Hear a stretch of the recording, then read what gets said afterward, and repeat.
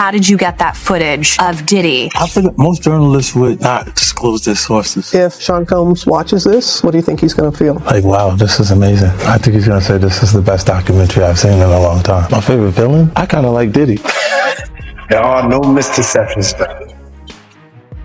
You guys don't need to worry about me getting revenge from Diddy. I've got 3 moves that make sure he'll never be able to come after me or my family. First, I personally reached out to the victims' legal teams. The real reason he's not getting out is those buried cases behind the scenes. I provided legal funding for 7 victims who had been silent for years and brought in the top criminal attorneys in the country. Second, I bought up every potential post-release business deal he had lined up. I planned this 2 years in advance, so by the time he got sentenced and still had hope of getting out, every partner had already cut ties with him. Third, I don't just have evidence, I've got backups. This is an entire minefield that's been buried for 20 years. I uncovered every secret from the last 30 years. With testimonies from the victims, we interviewed over a dozen people he tricked, threatened, or violated. You think that's harsh? No, he destroyed other people's lives for decades. I'm just making sure he spends a few extra years in prison for it. I'm not afraid of his people, not afraid of his threats. I know he's still in there fantasizing about a comeback, but the truth is, he's never come. Dallas pastor TD Jakes has finally broken his silence as online speculation continues to swirl about his alleged ties to events hosted by Diddy. According to new reports, Jakes is considering legal action against individuals who have publicly accused him of being involved in the controversy. In the wake of recent headlines surrounding Jay-Z and Beyonce, Jakes now becomes the latest high-profile name connected to efforts pushing back against sources linked to Diddy's ongoing scandal. The situation raises serious and uncomfortable questions. What, if anything, was Jake's role at these gatherings? And what are the specific claims now being leveled against him? People get on my nerves talking about who you should be seen with. I do homeless shelters. I walk in prison ministries. I deal with murderers. I deal with rapists and killers because they're our children, our sons, and our daughters. Here we are.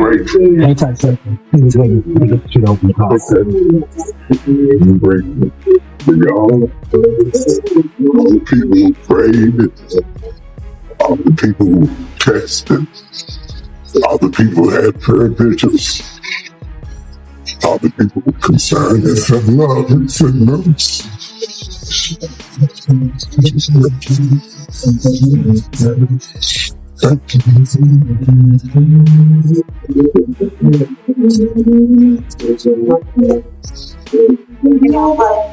Just grace. I'm not afraid to die. I want to hurt my face. The people who love me, the church hates me. Follow me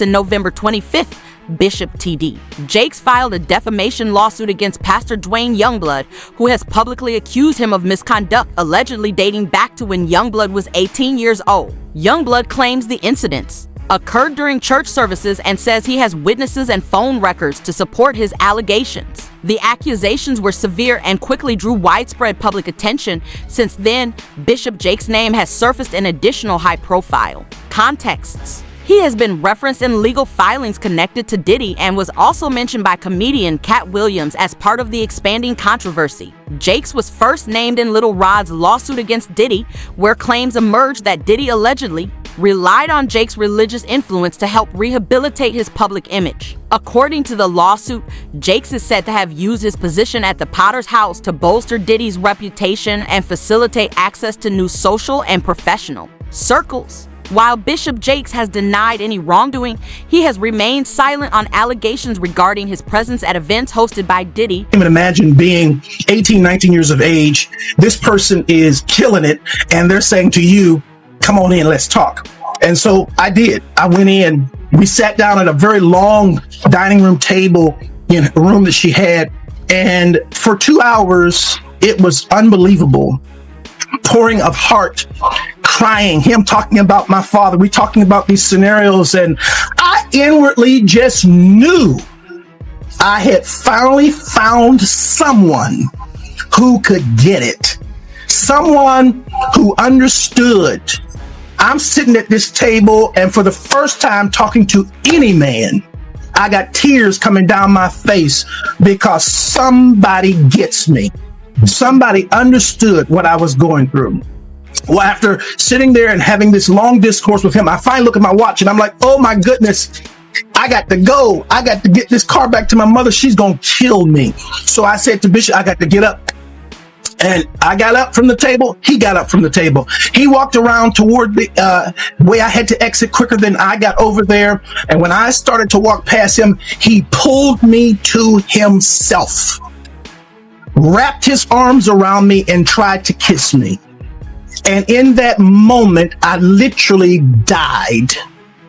I could not. I tell you, to this day, I can't remember how I got out of that place.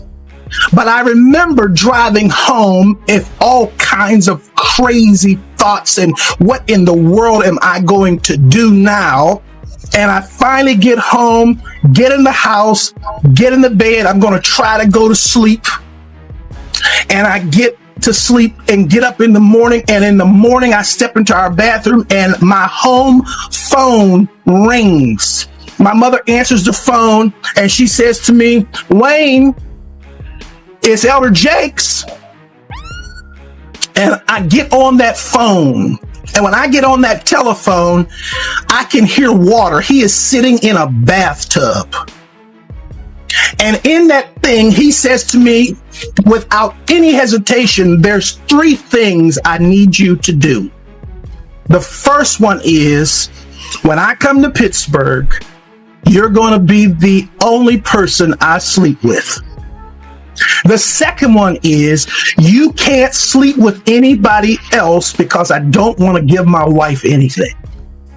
And thirdly, I will take care of you the rest of your life. I can't to this day remember how I got off that phone, but I do know I made a decision that I wasn't going to the service that night. And eventually I told my mother, I'm not going to go to the service tonight. She says, no. You know, we got a rule in this house. If we go, you go. I never told her what he had done. I went to church, and the most humiliating thing imaginable happened that night at church. Bishop Jakes, getting up to preach, speaks into that microphone. I'm going to ask young minister Youngblood to read for me.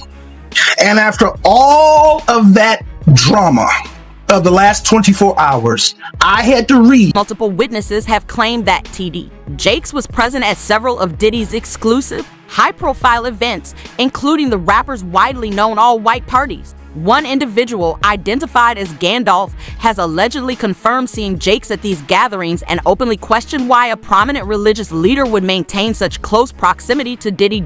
In earlier remarks, Gandalf went further, suggesting that certain pastors were tied to Diddy's inner circle, implying that some figures within religious leadership may be concealing their true associations behind carefully curated images of moral authority. Dallas pastor T.D. Jakes is named in a federal lawsuit against musician Sean Diddy Combs. It's filed by a producer that worked with Combs. It discusses how the singer planned to leverage his relationship with the bishop to soften the impact on his public image of Casey Ventura's lawsuit.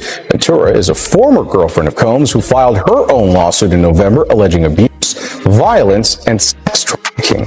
Meanwhile, Combs' lawyer is criticizing the raids at 2 of the hip-hop mogul's homes in a federal sex trafficking investigation. He called them an unprecedented ambush. It comes as we're getting a new look inside Combs' L.A. house after the search by federal agents. Carter Evans has details about what the feds have uncovered so far. Guns, cell phones, and other electronics are among the items taken from the homes of music mogul Sean Diddy Combs, according to a source familiar with the search warrant performed by federal agents at his properties in Los Angeles and Miami. TMZ says this video shows the aftermath of the raid inside Combs' LA mansion. Drawers empty, documents scattered, and safes open and searched. Hours after the raid started, Combs was seen walking around the Miami Opa-locka airport, according to TMZ, which also obtained this video. Later, at the same airport, authorities arrested Combs' associate, Brendan Paul, and charged him with drug possession. In a civil suit filed against Combs by former music producer Rodney Jones, Paul was accused of being a drug and gun mule who allegedly aided Combs in sex trafficking. Yesterday, Diddy's lawyer called the law enforcement action nothing more than a witch hunt based on meritless accusations made in civil lawsuits. Could this federal investigation have come out of these private lawsuits? Oh, absolutely. If it involves sex trafficking or drugs or weapons or other illegal behavior. Lori Levinson is a former federal prosecutor. They've decided this is worth a lot of resources across the country. Because once they've done these searches, they have evidence to follow up on. And if they've got it, they'll move on it. We still here, you're rocking with the best. Even though Combs has not been publicly named as a target of the investigation, he says he's now prepared to fight to clear. He has always been known for guarding his billion-dollar empire with extreme care, placing his public image at the center of every major move. According to multiple reports, he directed sizable donations toward TD Jakes Megakirk with the understanding that the association would help reinforce his standing and credibility in the public eye. The relationship was widely viewed as mutually beneficial, blending influence, visibility, and reputation management. However, once Diddy was named in the lawsuit, that dynamic reportedly shifted fast. Sources say Jakes has faced mounting pressure behind the scenes, with one moment becoming especially alarming when he appeared close to collapsing during a public appearance. People within his inner circle claim the stress has been overwhelming, driven by fears of being pulled deeper into a legal storm he never anticipated. At this stage, they say his primary goal is damage control, keeping his distance, limiting exposure, and preventing the situation from escalating any further. 2 drinks. And if those girls was drinking out those bottles that he said Diddy laced, and he could show on camera, and he could show that some people had passed out, or some people were acting a certain way after they had those drinks, he won his case on that one. When you was around Diddy, was he doing drugs, like party drugs, like ecstasy and stuff like that? Diddy wasn't the dude he is today when I was around him. You understand? He had just started, when I was about to leave, he had just started with because he never smoked weed, he never smoked cigarettes, I never seen him do cocaine or none of that shit. You understand? He would have it for people to do it. You understand? It's certain of his girls like to do it, and he would make sure it would be there. But he wasn't the one that did it. Diddy didn't start getting hooked on drugs until he got hooked on those painkillers. After he got hooked on those painkillers, he started drinking more, because he wouldn't even drink hard liquor. He was only drinking champagne, Don P or Cristal. He was not drinking hard liquor then. Yeah, that's real talk, man. And he also claims that, Diddy, he was using TD Jakes to fix his image. You believe that? Well, we saw that to be true anyway. That's what he was trying to do all that time. That's why TD Jakes was there, to try to fix his. New claims have begun circulating that a pastor may appear in video material recovered during federal raids at Diddy's Miami property. Authorities have not verified the identity of the individual shown, and no official confirmation has been released linking any specific person to the footage. Still, speculation has grown as certain commentators, along with individuals described as alleged victims, have publicly suggested the person could be TD Jakes. According to sources familiar with the situation, these recordings are at the center of rising anxiety behind the scenes. The concern isn't just public embarrassment, but the possibility that leaked footage, if misinterpreted or taken out of context, could trigger reputational harm or invite legal scrutiny. Until investigators clarify what the videos actually show and who is involved, the situation remains unresolved, leaving those named in speculation facing uncertainty with potentially serious consequences. How you feel about these rumors surrounding, Diddy and TD Jakes? Man, what I think about it is this, when I grew up in the church, the sinners was not supposed to have the same atmosphere with the saints. You have to be able to separate the two. So I'm looking at him as a saint going to a party that ain't nothing but sin, drinking, maybe fornication, man on man, woman on woman, he on she. But maybe he'd have to lay some hands on somebody. Maybe he'd have to save some souls. I know he got a contract with Revolt, so I'm just like, it's just real strange that he would be found at any kind of Diddy party or any kind of place with Diddy unless it's in a business atmosphere. So now what he's doing is he's making, man, he making the Christians look real bad right about now. And you've been to these parties, right? Oh yeah, I was there when he was doing the white parties in the Hamptons and the whole 9 yards. So I know what goes on at the parties. If you know, they probably got a little bit more freakier, you know, as time went on, you know, because they got to the point whereas that they didn't even care. It used to be secretly, you know, where people used to go to, you know, separate rooms and different rooms, and they wasn't doing that out in the public, you know. So, but now they don't care. Men kissing men and all this other that's crazy. So why do you think he was going to these parties? I think that he's going to the Diddy parties, you know, bruh. If he's going, well, we know he's going to the Diddy parties, and I know that it's, I know what usually happens at the Diddy party, or what we told us happened at the Diddy parties. Maybe he needs to see it for himself, man. Maybe he needs to go there and really be involved in some things that could help save some individuals while they going to those parties. Or maybe he just going to, man, it's hard to even talk about. Why would you find a religious man, you know, when you know that the saints supposed to separate themselves from the sinners? And why would a religious man like himself be at a party which ain't nothing but sin that's going on, bro? Whether it's drinking, maybe fornicating, maybe, like I said, men on men, women on women. It's hard to put in perspective unless he's involving himself what is actually going on at the parties. It's hard, brother. Bro, you know, you can't, I really don't know why, as a spiritual advisor to him, that they buddy while he got a party with him like that and be at his parties.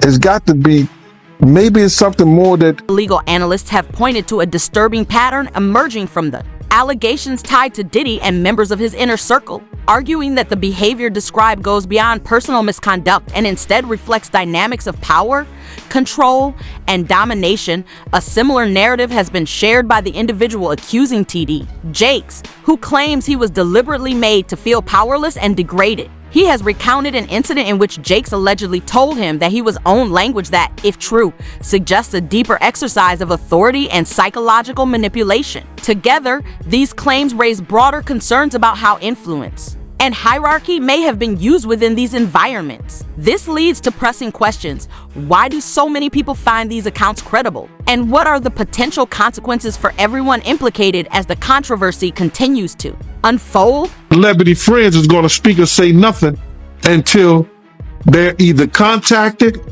or they know what they really got. So you feel like they might be worried that they might be on tape at one of Diddy parties doing something they wasn't supposed to be doing? I think that the celebrities that may be worried is because what Lil Rob said. Lil Rob said in this affidavit that Diddy had every room taped and bugged. Diddy had, yo, bro, can you imagine? He had every room taped and bugged, and they found little bugs or little tape recorders. I mean, little those micro projectors or whatever like that, or video cameras. They found them in the house, bro. So by them having those things in the house, and people know there's drugs, there's alcohol, there's loose women, there's loose men, woman on woman, man on man, all kind of crazy shit. Bruh, they just wondering who or when. Some observers believe that TD Jakes may have been another individual drawn into what has been described as Diddy's alleged network of influence. According to these claims, Diddy invited prominent figures to his private gatherings where it is alleged that guests were drugged and secretly recorded in compromising situations. That footage was then reportedly used as leverage. Supporters of this theory argue that this tactic allowed Diddy to exert control over certain people within his orbit, potentially including Jakes. However, it's important to note that these allegations remain unproven and have not been officially confirmed. So why didn't you believe in others that you were presented with? Well, the thing with a sexual abuser is they follow a pattern. They fall to type, and you become very clear on what that pattern is, particularly a serial sexual abuser. And these cases were all identical in the facts, identical in the story. It was beginning, middle, conclusion. They know each other? Boom. None of them knew each other. Did you have them meet? No. Did you have them coordinate stories? No, no. Do you think they had any contact with each other before they came to you? Absolutely not. And when you were talking to them, well, first, the ones that you didn't take, why not? Stories didn't make sense. Stories didn't fit the pattern. Stories were not credible. I mean, this is my 30th year as a lawyer. I've tried over 100 cases. I can assess whether somebody's story is credible. And if I don't believe it, I'm not going to put my name on a pleading, sign it, and file it in court. I'm not doing that. And that's what I did with the 60 plus cases that I rejected. And this is not really your area of expertise. If people look you up, celebrity lawsuits is not really where you make your bones. Why this?